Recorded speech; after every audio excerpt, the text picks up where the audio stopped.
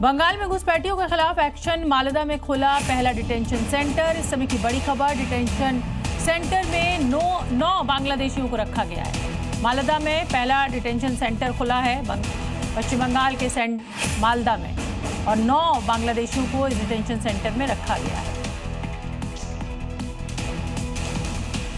शिक्षा मंत्री धर्मेंद्र प्रधान ने चिट्ठी लिखी है। एलजी, सीएम और सभी डीएम को चिट्ठी लिखी गई है। नीट पुनर्परीक्षा को लेकर ये चिट्ठी लिखी गई है। परीक्षा के लिए सभी से सहयोग मांगा गया है। बड़ी खबर इस समय की, 21 जून को फिर से नीट का पेपर होना है, और उससे पहले शिक्षा मंत्री ने तमाम जो प्रशासन के आला अधिकारी हैं, मुख्यमंत्री हैं, उनसे सहयोग मांगा है।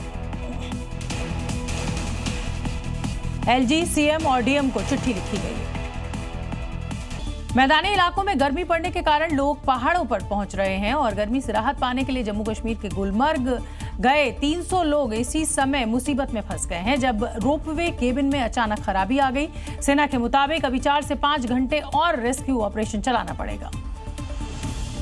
रोपवे खराब होते ही लोगों की चीख पुकार मच गई। जो जहां था वहीं अटक गया। जमीन से करीब 50 फीट की ऊंचाई पर हवा में लटके 300 लोग बस अपनी सलामती की दुआएं करने लगे। इसके बाद अधर में लटके पर्यटकों को बचाने के लिए सेना, पुलिस और प्रशासन की टीम एक्टिव हुई। तस्वीरों में देखिए कैसे सेना का जवान रोपवे पर रस्सी के सहारे आगे बढ़ रहा है ताकि केबिन तक पहुंच सके। केबिन तक पहुंचते ही फंसे लोगों को रस्सी से बांधकर लोगों को उतारा जा रहा है। अंदर सेना के जवान हैं जो रेस्क्यू को अंजाम दे रहे हैं।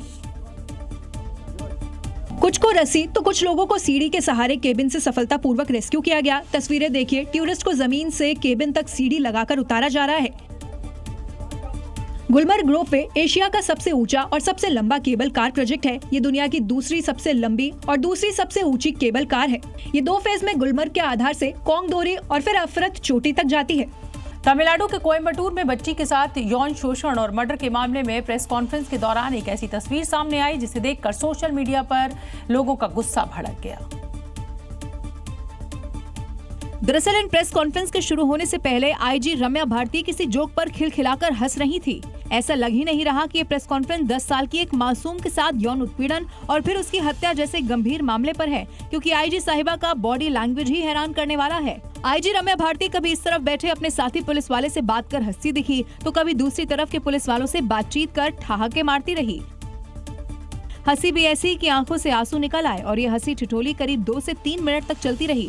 इस दौरान कभी वो नाखूनों को रगड़ती और मुंह से काटती हुई भी नजर आई। वहीं इस प्रेस कॉन्फ्रेंस का वीडियो सामने आने के बाद लोग पुलिस की संवेदनशीलता पर सवाल उठा रहे हैं। दरअसल प्रेस कॉन्फ्रेंस पर हंसने में कोई गुनाह नहीं है, लेकिन जिस मामले में प्रेस कॉन्फ्रेंस कर रहे हैं उस मामले की गंभीरता को देखते हुए ऐसा करने की जरूरत नहीं थी। और अब बात शहर शहर मिलावटखोरों के जाल की, जिनके खिलाफ फूड सेफ्टी डिपार्टमेंट ने जगह जगह छापेमारी की है और भारी मात्रा में नकली घी समेत मिलावटी खाद्य सामग्री को जब्त किया है, जिनमें से ज्यादातर खाद्य सामग्री को मौके पर ही नष्ट कर दिया गया। उत्तर प्रदेश के हापुड़ और राजस्थान के जैसलमेर में खाद्य सुरक्षा विभाग के एक्शन से मिलावटखोरों में हड़कंप मच गया। सबसे पहले बात उत्तर प्रदेश के हापुड़ की, जहां फूड सेफ्टी की टीम ने एक डेयरी पर छापा मारा और 135 किलो खराब क्रीम को मौके पर ही नष्ट करवा दिया।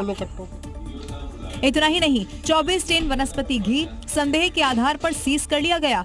इसके साथ ही 13 टीन संदिग्ध रिफाइंड ऑयल भी जब्त किया गया है और उनके सैंपल जांच के लिए भेज दिए। वहीं राजस्थान के जैसलमेर में खाद्य विभाग ने भी पोखरण में एक व्यापारी के गोदाम और दुकान पर दबिश दी और भारी मात्रा में मिले संदिग्ध घी को सीज कर उसका सैंपल जांच के लिए लैब भिजवा दिया। फिलहाल हापुड़ और जैसलमेर में सेहत के दुश्मनों पर शिकंजा कस दिया है, लेकिन अभी भी शहर शहर मिलावटखोर लोगों की सेहत से खिलवाड़ कर रहे हैं, जिन पर बहुत जल्द कार्रवाई होगी।